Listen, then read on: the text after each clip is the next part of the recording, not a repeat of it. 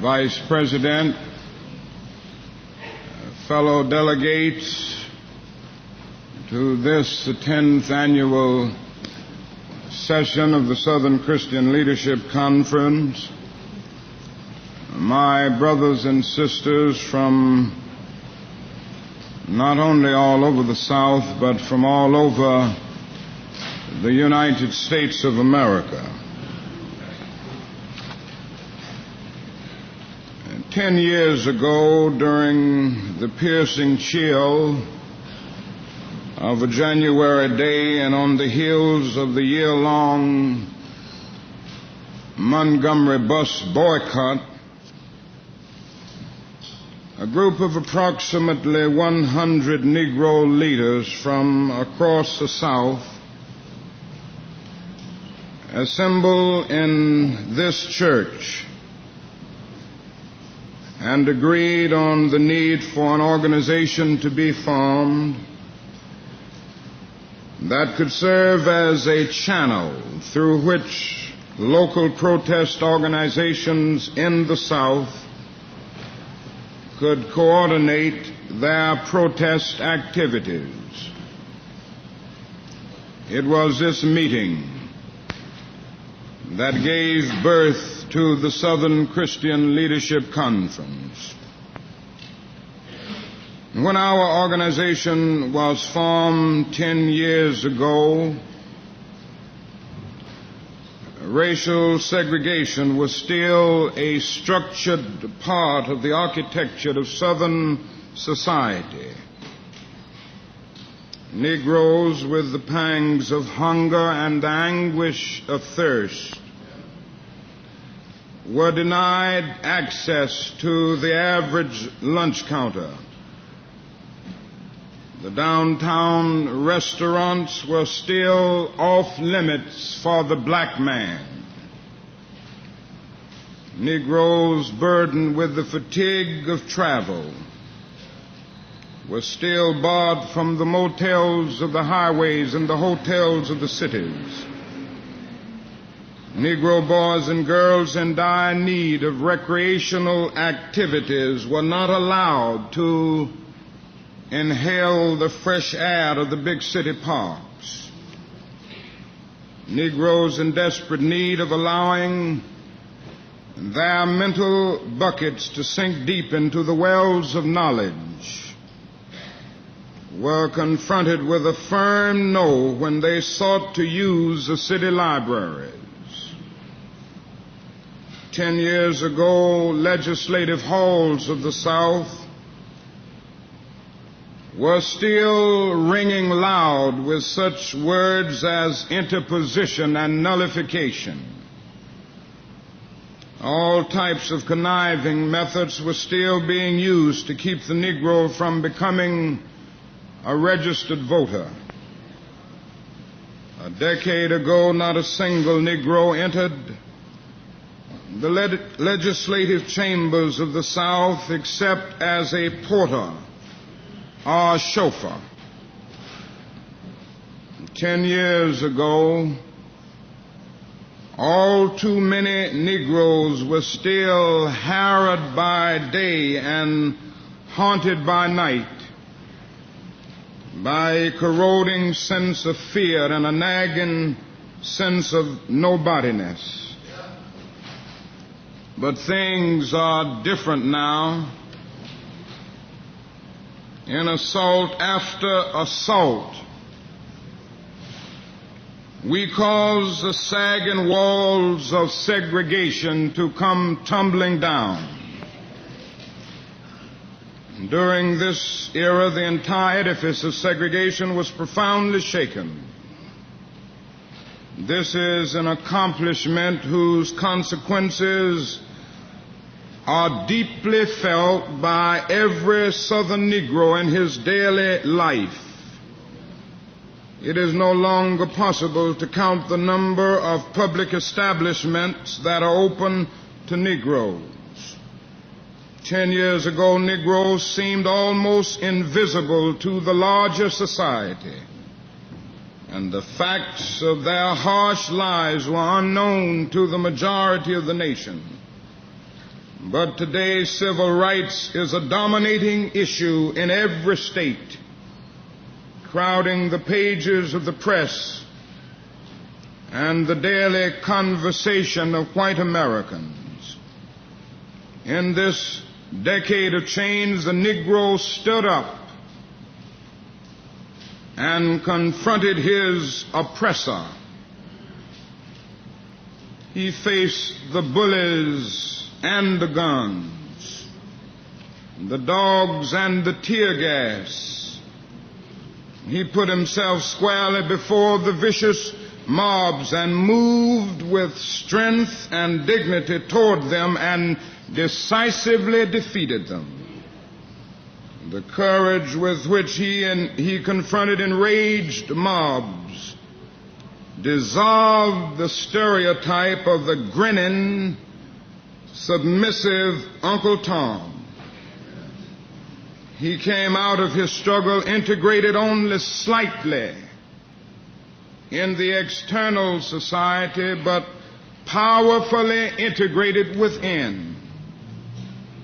This was a victory that had to precede all other gains. In short, over the last 10 years, the Negro decided to straighten his back up, realizing that a man cannot ride your back unless it is bent. We made our government write new laws to alter some of the cruelest injustices that affected us.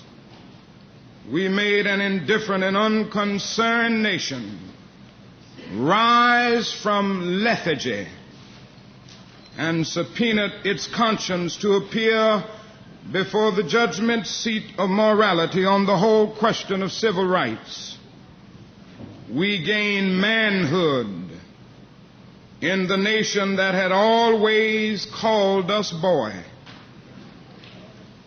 It would be hypocritical indeed if I allowed modesty to forbid my saying that SCLC stood at the forefront of all of the watershed movements that brought these monumental changes in the South. For this we can feel a legitimate pride. But in spite of a decade of significant progress, the problem is far from solved. The deep rumbling of discontent in our cities is indicative of the fact that the plant of freedom has grown only a bud and not yet a flower. Before discussing the awesome responsibilities that we face in the days ahead, let us take an inventory of our programmatic action and activities over the past year. Last year, as we met in Jackson, Mississippi, we were painfully aware of the struggle of our brothers in Grenada, Mississippi. After living for 100 or more years under the yoke of total segregation, the Negro citizens of this northern Delta hamlet banded together in nonviolent warfare against racial discrimination under the leadership of our affiliate chapter and organization there. The fact of this non-destructive rebellion was as spectacular as its results. In a few short weeks, the Grenada County movement challenged every aspect of the society's exploitive life. Stores which denied employment were boycotted. Voter registration increased by thousands. We can never forget the courageous action of the people of Grenada, who moved our nation and its federal courts to powerful action in behalf of school integration, giving Grenada one of the most integrated school systems in America. The battle is far from over, but the black people of Grenada have achieved 40 of 53 demands through their persistent, nonviolent efforts. Slowly but surely, our Southern affiliates continued their building and organizing. 79 counties conducted voter registration drives, while double that number carried on political education and get-out-the-vote efforts. In spite of press opinions, our staff is still overwhelmingly a Southern-based staff. 105 persons have worked across the South under the direction of Jose Williams. What used to be primarily a voter registration staff is actually a multifaceted program dealing with the total life of the community, from farm cooperatives, business development, tutorials, credit unions, etc. Especially to be commended are those 99 communities and their staffs which maintain regular mass meetings throughout the year. Our citizenship education program continues to lay the solid foundation of adult education and community organization upon which all social change must ultimately rest. This year, 500 local leaders received training at Dorchester and Penn community centers through our citizenship education program.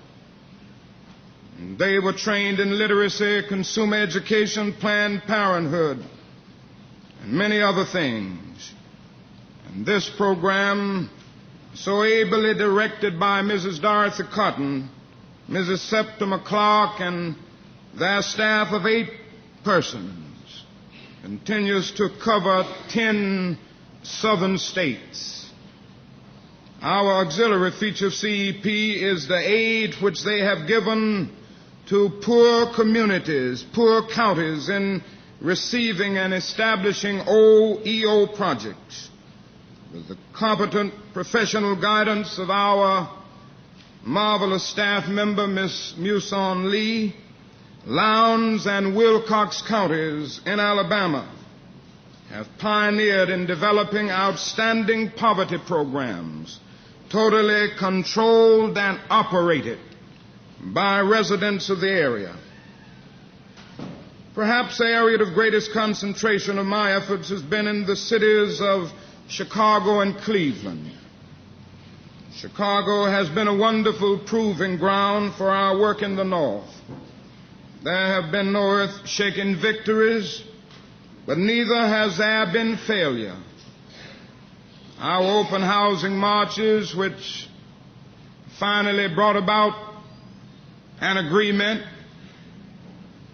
which actually caused the power structure of Chicago to capitulate to the civil rights movement, these marches and the agreement have finally begun to pay off. After the season of delay around election periods, the Leadership Conference, organized to meet our demands for an open city, has finally begun to implement the programs agreed to last summer. But this is not the most important aspect of our work. As a result of our tenant union organizing, we have begun a $4 million rehabilitation project which will renovate deteriorating buildings and allow their tenants the opportunity to own their own homes. This pilot project was the inspiration for the new home ownership bill which Senator Plessy introduced in Congress only recently. The most dramatic success in Chicago has been Operation Breadbasket. Through Operation Breadbasket, we have now achieved for the Negro community of Chicago more than 2,200 new jobs with an income of approximately $18 million a year, new income to the Negro community.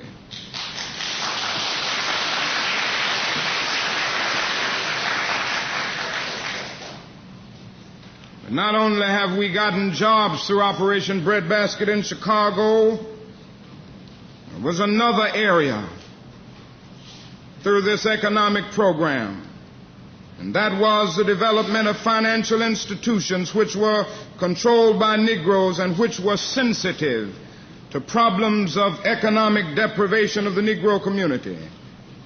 The two banks in Chicago that were interested in helping Negro businessmen were largely unable to loan much because of limited assets.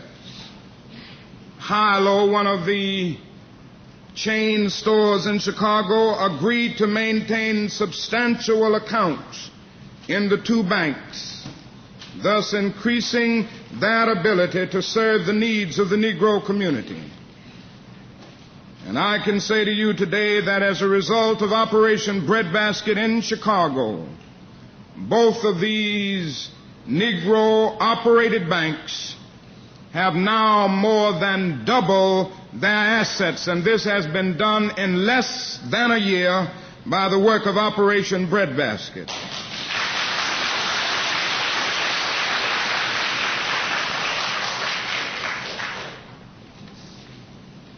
In addition, the ministers learned that Negro scavengers had been deprived of significant accounts in the ghetto.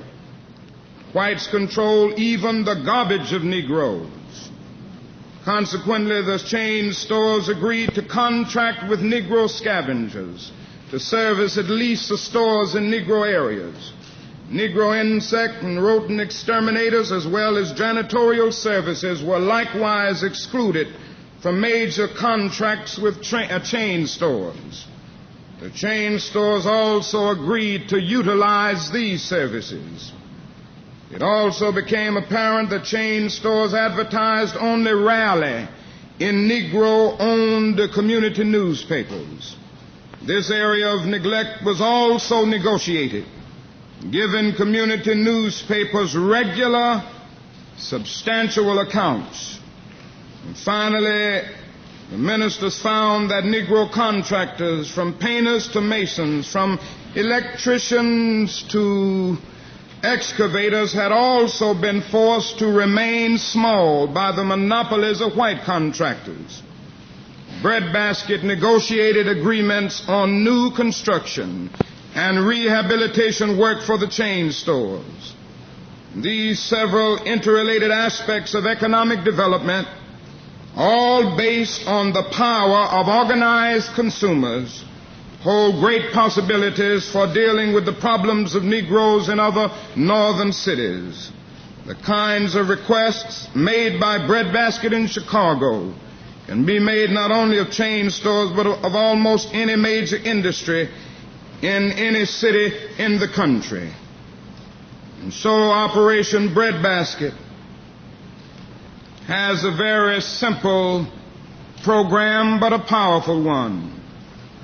It simply says, if you respect my dollar, you must respect my person.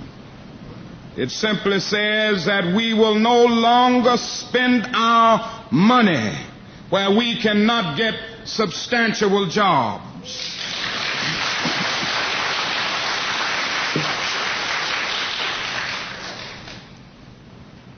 In Cleveland, Ohio, a group of ministers have formed an Operation Breadbasket through our program there and have moved against a major dairy company. Their requests include jobs, advertising in Negro newspapers, and depositing funds in Negro financial institutions. This effort resulted in something marvelous. I went to Cleveland just last week to sign the agreement with Seal Test. We went to get the facts about their employment. We discovered that they had 442 employees and only 43 were Negroes. Yet the Negro population of Cleveland is 35% of the total population. They refused to give us all of the information that we requested. And we said in substance, Mr. Seal Test, we're sorry. We aren't going to burn your store down. We aren't going to throw any bricks in the window. But we are going to put picket signs around, and we are going to put leaflets out, and we are going to our pulpits and tell them not to sell seal test products and not to purchase seal test products. We did that.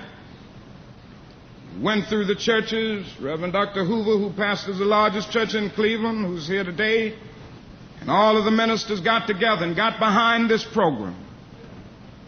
We went to every store in the ghetto and said, you must take seal test product off of your counters. If not, we're going to boycott your whole store. A&P refused. We put picket lines around A&P. They have 100 and some stores in Cleveland. And we picketed A&P and closed down 18 of them in one day. Nobody went in A&P.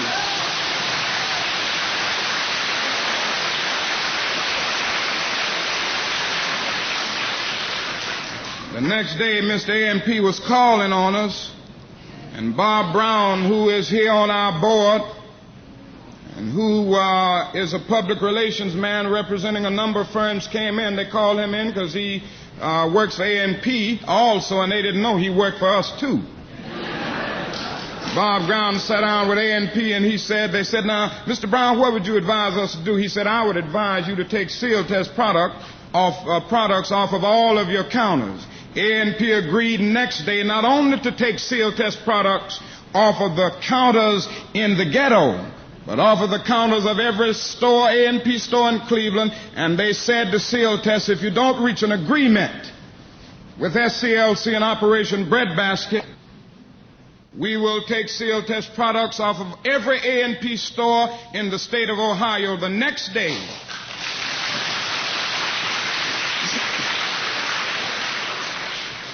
The next day, the seal test people were talking nice. They were very humble. And I am proud to say that I went to Cleveland just last Tuesday, and I sat down with the seal test people and some 70 ministers from Cleveland, and we signed the agreement.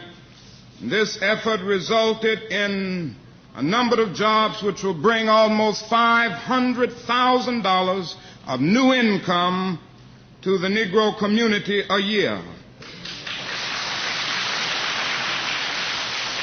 We also said to seal test, the problem that we face is that the ghetto is a domestic colony that's constantly drained without being replenished. You're always telling us to lift ourselves by our own bootstraps, and yet we are being robbed every day. Put something back in the ghetto. So along with our demand for jobs, we said we also demand that you put money in the Negro Savings and Loan Association, and that you take ads, advertise in the Cleveland Call and Post, a Negro newspaper. So along with the new jobs, seal test has now deposited thousands of dollars in the Negro Bank of Cleveland and has already started taking ads in the Negro newspaper in that city. This is the power of Operation Breadbasket.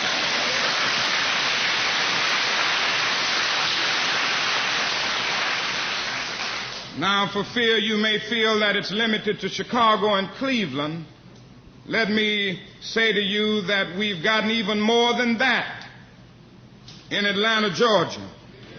Breadbasket has been equally successful in the South. Here the emphasis has been divided between governmental employment and private industry. And while I do not have time to go into the details, I want to commend the men who have been working with it here. The Reverend Bennett, the Reverend Joe Boone, the Reverend J.C. Ward, Reverend Dorsey, Reverend Gray, and I could go on down the line. And they have stood up along with all of the other ministers. But here is the story that's not printed in the newspapers in Atlanta. As a result of Operation Breadbasket, over the last 3 years, we have added about $25 million of new income to the Negro community every year.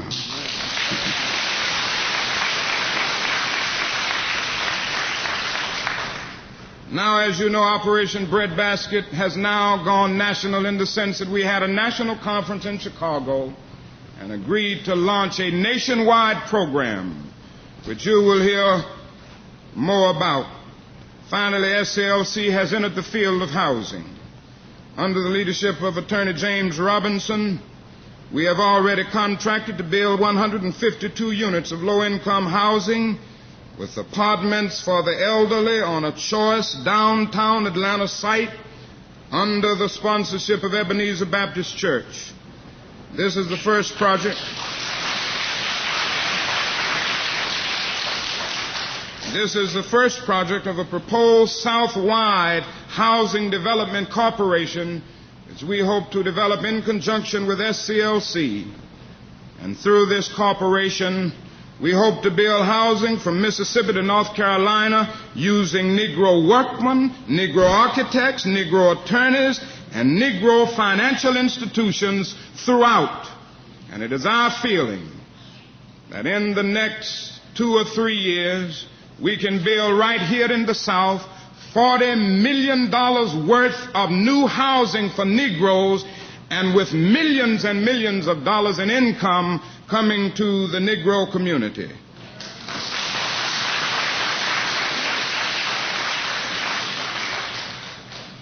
Now, there are many other things that I could tell you, but time is passing. This, in short, is an account of SCLC's work over the last year.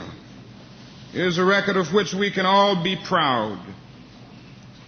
With all the struggle and all the achievements, we must face the fact, however, that the Negro still lives in the basement of the great society.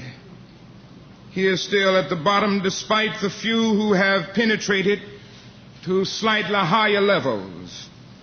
Even where the door has been forced partially open, mobility for the Negro is still sharply restricted. There's often no bottom at which to start, and when there is, there's almost no room at the top.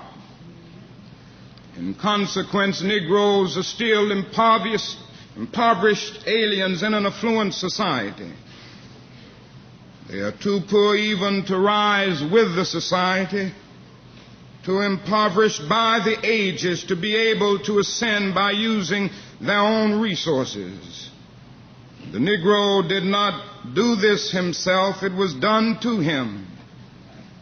For more than half of his American history, he was enslaved. Yet he built the spanning bridges, the grand mansions, the sturdy docks, and stout factories of the South. His unpaid labor made cotton king and established America as a significant nation in international commerce. Even after his release from chattel slavery, the nation grew over him, submerging him. It became the richest, most powerful society in the history of man, but it left the Negro far behind. And so we still have a long, long way to go before we reach the promised land of freedom. Yes, we have left the dusty soils of Egypt, and we have crossed the Red Sea that had for years been hardened by a long and piercing winter of massive resistance. But before we reach the majestic shores of the Promised Land, there will still be gigantic mountains of opposition ahead and prodigious hilltops of injustice. We still need some Paul revered of conscience to alert every hamlet and every village of America that revolution is still at hand. Yes, we need a chart. We need a compass. Indeed, we need some North Star to guide us into a future shrouded with impenetrable uncertainties. Now, in order to answer the question, where do we go from here, which is our theme, we must first honestly recognize where we are now. When the Constitution was written, a strange formula to determine taxes and representation, declared that the Negro was 60% of a person. Today, another curious formula seems to declare he is 50% of a person. Of the good things in life, the Negro has approximately one-half those of whites. Of the bad things of life, he has twice those of whites. Thus, half of all Negroes live in substandard housing, and Negroes have half the income of whites. When we turn to the negative experiences of life, the Negro has a double share. There are twice as many unemployed. The rate of infant mortality among Negroes is double that of whites. And there are twice as many Negroes dying in Vietnam as whites in proportion to their size in the population.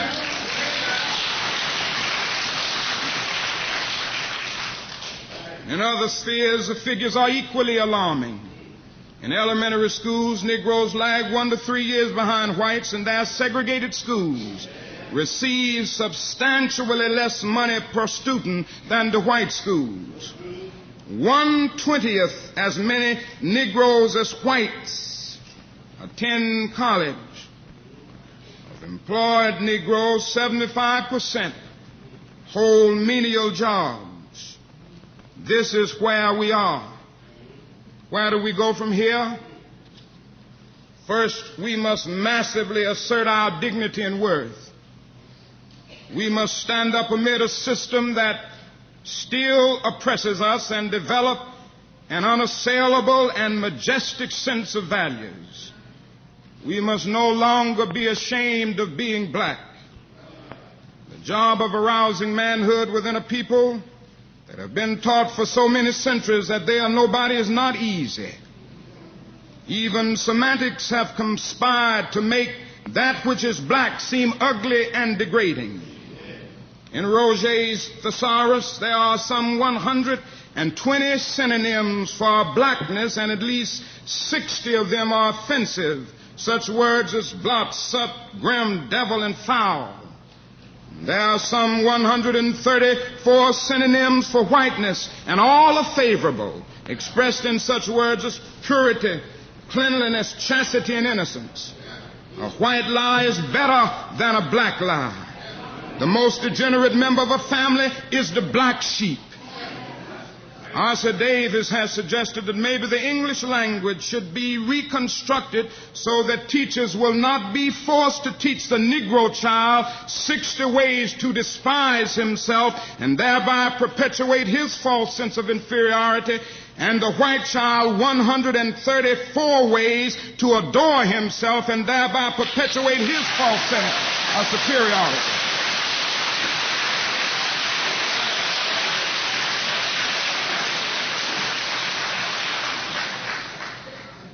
Tendency to ignore the Negro's contribution to American life and strip him of his personhood is as old as the earliest history books and as contemporary as the morning's newspaper.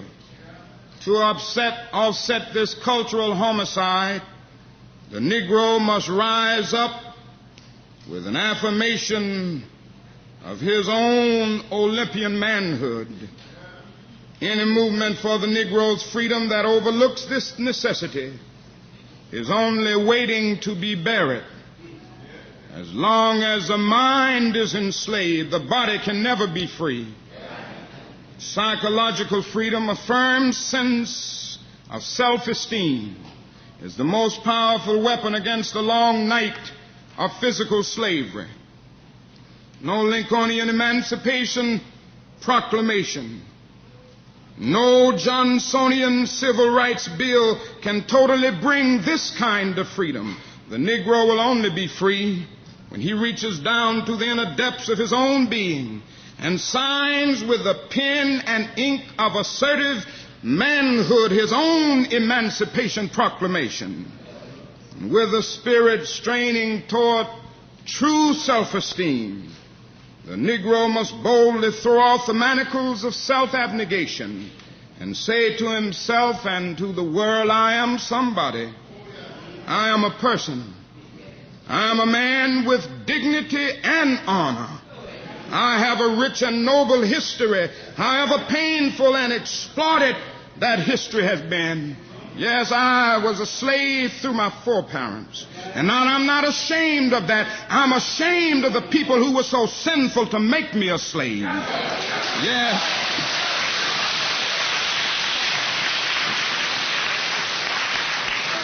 Yes, we must stand up and say, I'm black, but I'm black and beautiful.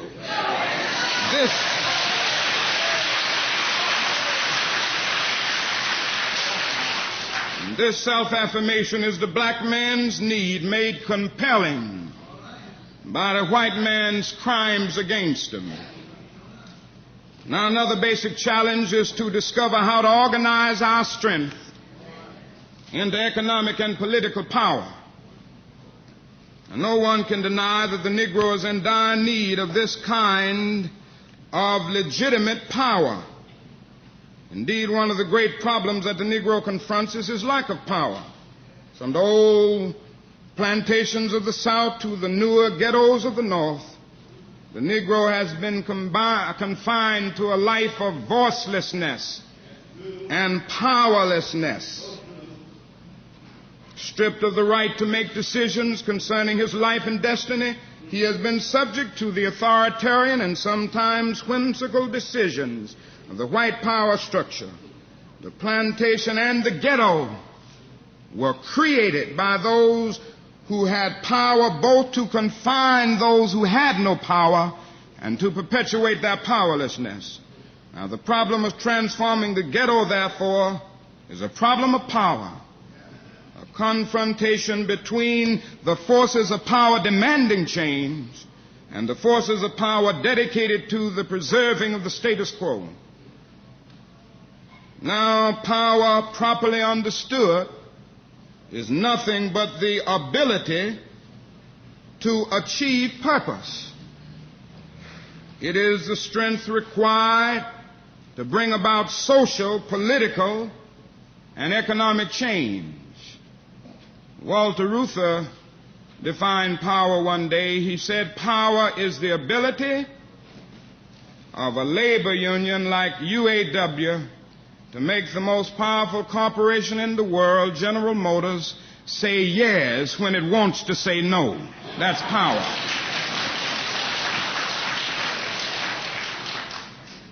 Now, a lot of us are preachers, and all of us have our moral convictions and concerns, and so often we have problems with power.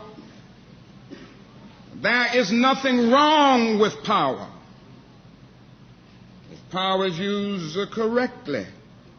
You see, what happened is that some of our philosophers got off base. And one of the great problems of history is that the concepts of love and power have usually been contrasted as opposites, polar opposites. So that love is identified with a resignation of power, and power with a denial of love. It was this misinterpretation that caused the philosopher Nietzsche, who was the philosopher of the will to power, to reject the Christian concept of love.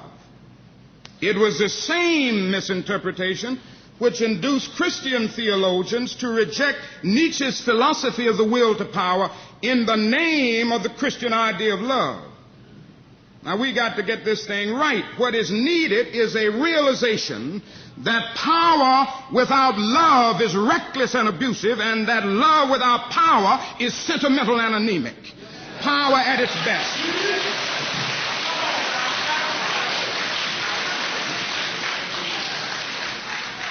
Power at its best is love, implementing the demands of justice, and justice at its best is love correcting everything that stands against love. And this is what we must see as we move on. Now, what has happened is that we've had it wrong and mixed up in our country.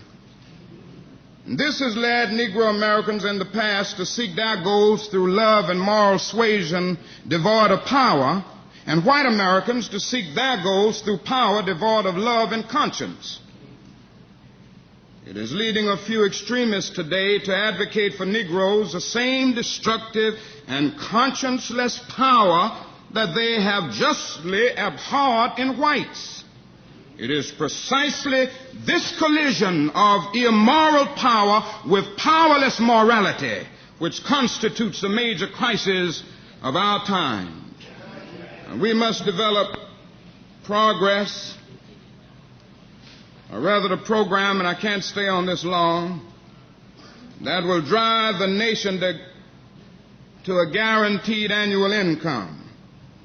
Now, early in the century, this proposal would have been greeted with ridicule and denunciation as destructive of initiative and responsibility.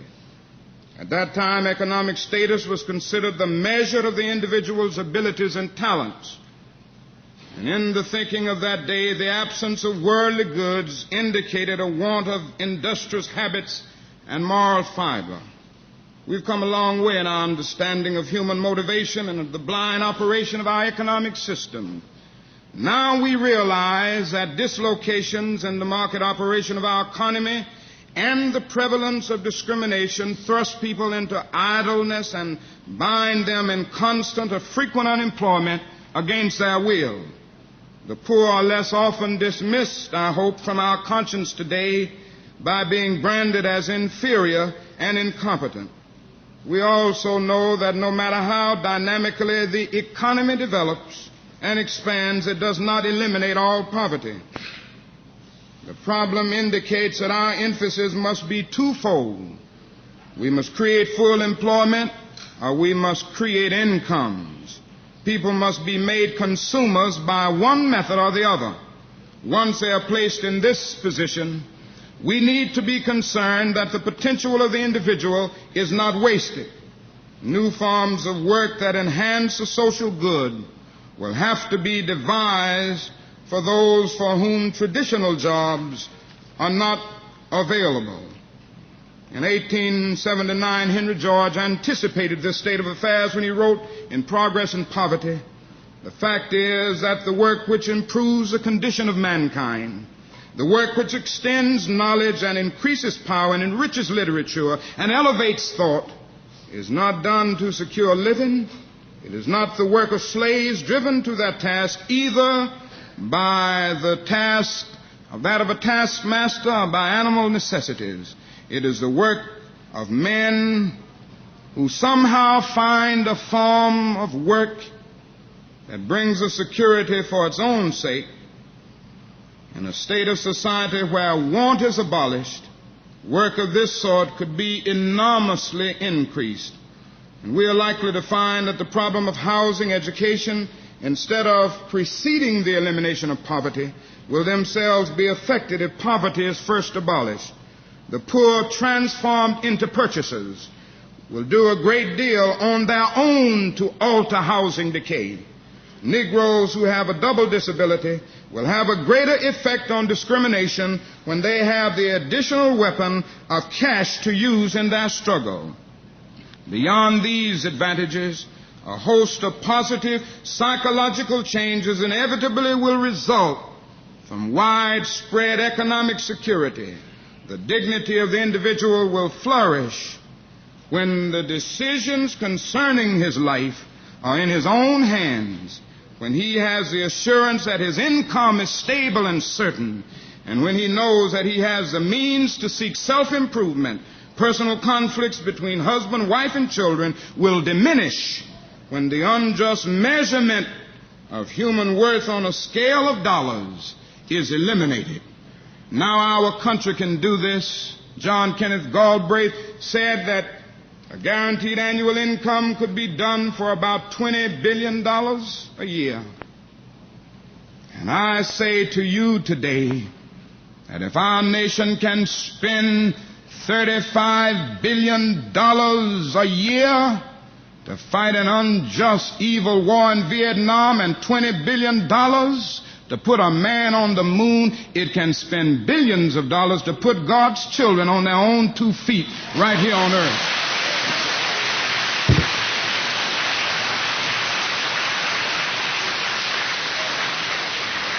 Now let me rush on to say we must reaffirm our commitment to nonviolence. I want to stress this. The futility of violence in the struggle for racial justice has been tragically etched in all the recent Negro riots.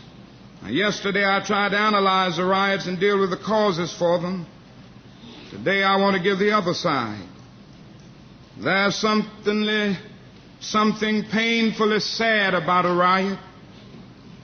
One sees screaming youngsters and angry adults fighting hopelessly and aimlessly against impossible odds.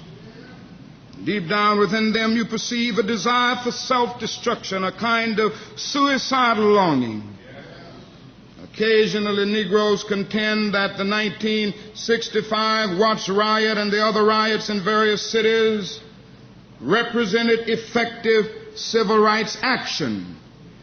But those who express this view always end up with stumbling words when asked what concrete gains have been won as a result. At best, the riots have produced a little additional anti-poverty money allotted by frightened government officials and a few water sprinklers to cool the children of the ghettos. It is something like improving the food in the prison while the people remain securely incarcerated behind bars. Nowhere have the riots won any concrete improvement, such as have the organized protest demonstrations. When one tries to pin down advocates of violence as to what acts would be effective, the answers are blatantly illogical. Sometimes they talk of overthrowing racist state and local governments, and they talk about guerrilla warfare. They fail to see that no internal revolution has ever succeeded in overthrowing a government by violence unless the government had already lost the allegiance and effective control of its armed forces. Anyone in his right mind knows that this will not happen in the United States. In a violent racial situation, the power structure has the local police, the state troopers, the National Guard, and finally the Army to call on, all of which are predominantly white. Furthermore, few, if any, violent revolutions have been successful unless the violent minority had the sympathy and support of the non-resistant majority. Castro may have had only a few Cubans actually fighting with him and up in the hills, but he would have never overthrown the Batista regime unless he had had the sympathy of the vast majority of Cuban people. It is perfectly clear that a violent revolution on the part of American blacks would find no sympathy and support from the white population and very little from the majority of the Negroes themselves. This is no time for romantic illusions and empty philosophical debates about freedom. This is a time for action. What is needed is a strategy for change, a tactical program that will bring the Negro into the mainstream of American life as quickly as possible. So far, this has only been offered by the nonviolent movement. Without recognizing this, we will end up with solutions that don't solve, answers that don't answer, and explanations that don't explain.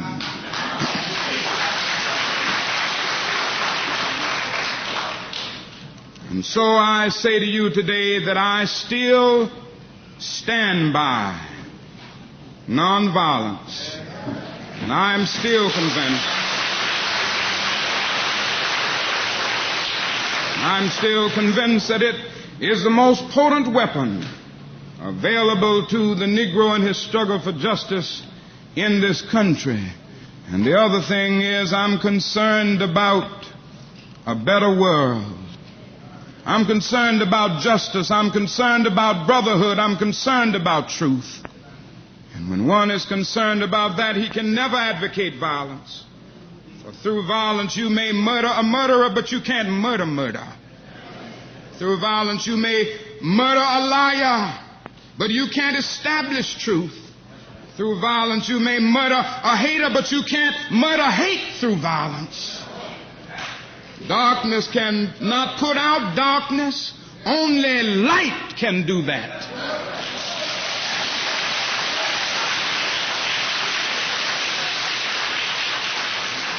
And I say to you, I've also decided to stick with love.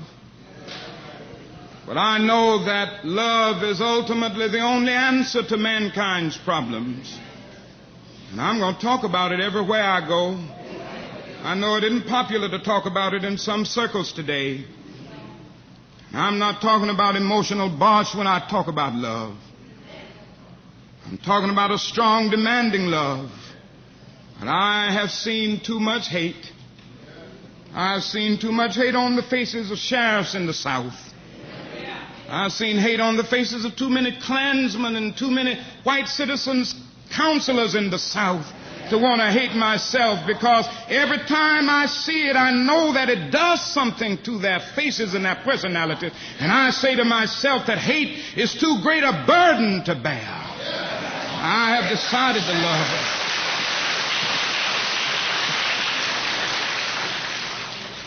If you're seeking the highest good, I think you can find it through love. And the beautiful thing is that we aren't moving wrong when we do it, because John was right. God is love. He who hates does not know God, but he who loves has the key that unlocks the door to the meaning of ultimate reality. And so I say to you today, my friends, that you may be able to speak with the tongues of men and angels. You may have the eloquence of articulate speech, but if you have not love, it means nothing. Yes, you may have the gift of prophecy. You may have the gift of scientific prediction and understand the behavior of molecules. You may break into the storehouse of nature and bring forth many new insights. Yes, you may ascend to the heights of academic achievement so that you have all knowledge. And you may boast of your great institutions of learning and the boundless extent of your degrees, but if you have not love, all of these mean absolutely nothing. You may even give your goods to feed the poor. You may bestow great gifts to charity. You may tower high in philanthropy. But if you have not love, your charity means nothing. You may even give your body to be burned and die the death of a martyr, and your spilled blood may be a symbol of honor for generations yet unborn. And thousands may praise you as one of history's greatest heroes. But if you have not love, your blood was spilt in vain. What I'm trying to get you to see this morning is that a man may be self-centered in his self-denial and self-righteous in his self-sacrifice. His generosity may feed his ego, and his piety may feed his pride. So without love, benevolence becomes egotism, and martyrdom becomes spiritual pride. Now, I want to say to you as I move to my conclusion, as we talk about where do we go from here, we must honestly face the fact that the movement must address itself to the question of restructuring the whole of American society. There are 40 million poor people here. And one day we must ask the question, why are there 40 million poor people in America? And when you begin to ask that question, You're raising a question about the economic system, about a broader distribution of wealth. When you ask that question, you begin to question the capitalistic economy. And I'm simply saying that more and more, we've got to begin to ask questions about the whole society. We are called upon to help the discouraged beggars in life's marketplace. But one day we must come to see that an edifice which produces beggars needs restructuring. It means that questions must be raised. And you see, my friends, when you deal with this, you begin to ask the question, who owns the oil? You begin to ask the question, who owns the iron ore? You begin to ask the question, why is it that people have to pay water bills in a world that's 2/3 water? These are words that must be said. Now, don't think you have me in a bind today. I'm not talking about communism. What I'm talking about is far beyond communism. My inspiration didn't come from Karl Marx. My inspiration didn't come from Engels. My inspiration didn't come from Trotsky. My inspiration didn't come from Lenin. Yes, I read Communist Manifesto and Das Kapital a long time ago. And I saw that maybe Marx didn't follow Hegel enough. He took his dialectics, but he left out his idealism and his spiritualism, and he went over to a German philosopher by the name of Feuerbach and took his materialism and made it into a system that he called dialectical materialism. I have to reject that. What I'm saying to you this morning, communism forgets that life is individual. Capitalism forgets that life is social. And the kingdom of brotherhood is found neither in the thesis of communism nor the antithesis of capitalism, but in a higher synthesis.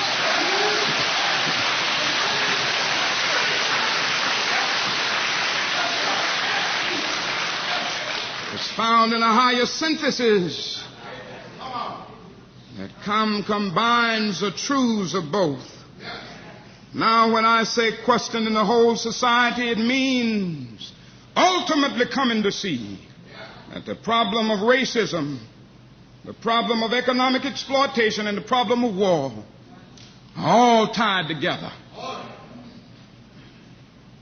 These are the triple evils that are interrelated. And if you will let me be a preacher just a little bit.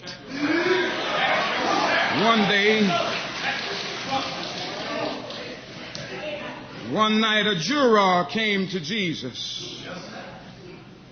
And he wanted to know what he could do to be saved. Jesus didn't get bogged down on the kind of isolated approach of what you shouldn't do. Jesus didn't say, now, Nicodemus, you must stop lying. He didn't say, Nicodemus, now you must not commit adultery. He didn't say, now, Nicodemus, you must stop cheating if you're doing that. He didn't say, Nicodemus, you must stop drinking liquor if you're doing that excessively. He said something altogether different because Jesus realized something basic. That if a man will lie, he will steal. And if a man will steal, he will kill. So instead of just getting bogged down on one thing, Jesus looked at him and said, Nicodemus, you must be born again.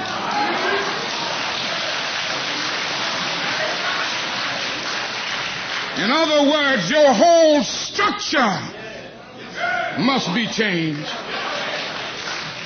A nation that will keep people in slavery for 244 years will thingify them and make them things. And therefore they will exploit them and poor people generally, economically. And a nation that will exploit economically will have to have foreign investments and everything else, and it will have to use its military might to protect them. All of these problems are tied together. What I'm saying today is that we must go from this convention and say, America, you must be born again.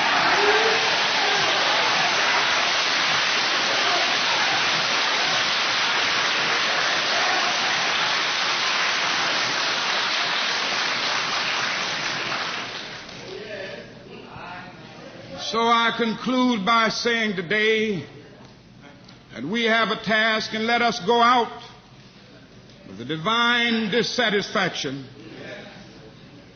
Let us be dissatisfied until America will no longer have a high blood pressure of creeds and an anemia of deeds.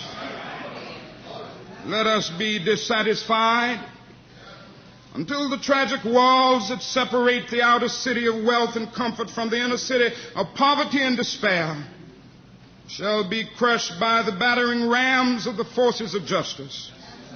Let us be dissatisfied until we live on the outskirts of hope, brought into the metropolis of daily security. Let us be dissatisfied until slums are cast into the junk heaps of history, and every family will live in a decent, sanitary home. Let us be dissatisfied until the dark yesterdays of segregated schools will be transformed into bright tomorrows of quality integrated education.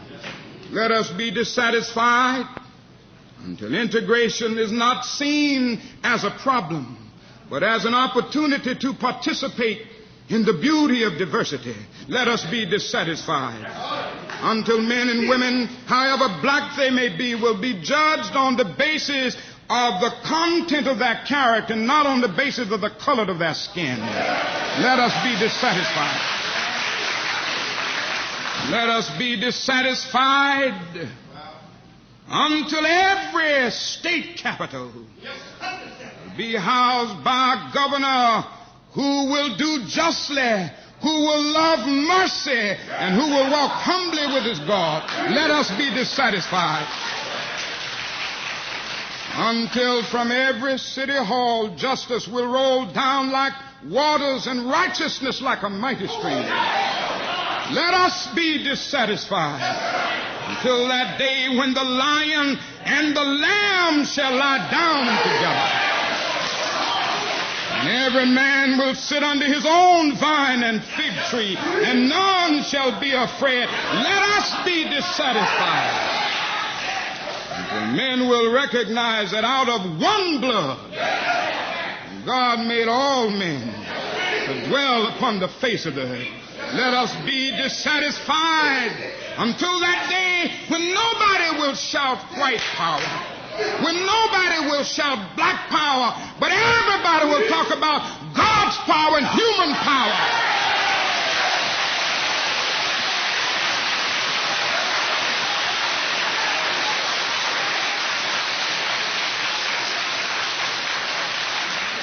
I must confess, my friends, that the road ahead will not always be smooth. There will still be rocky places of frustration and meandering points of bewilderment. There will be inevitable setbacks here and there. There will be those moments when the buoyancy of hope will be transformed into the fatigue of despair. Our dreams will sometime be shattered and our ethereal hopes blasted. We may again, with tear-drenched eyes, have to stand before the bier of some courageous civil rights worker whose life will be snuffed out by the dastardly acts of bloodthirsty mobs. But difficult and painful as it is, we must walk on in the days ahead with an audacious faith in the future. And as we continue our charted course, we may gain consolation from the words so nobly left by that great black Bart: was also a great freedom fighter of yesterday, James Weldon Johnson.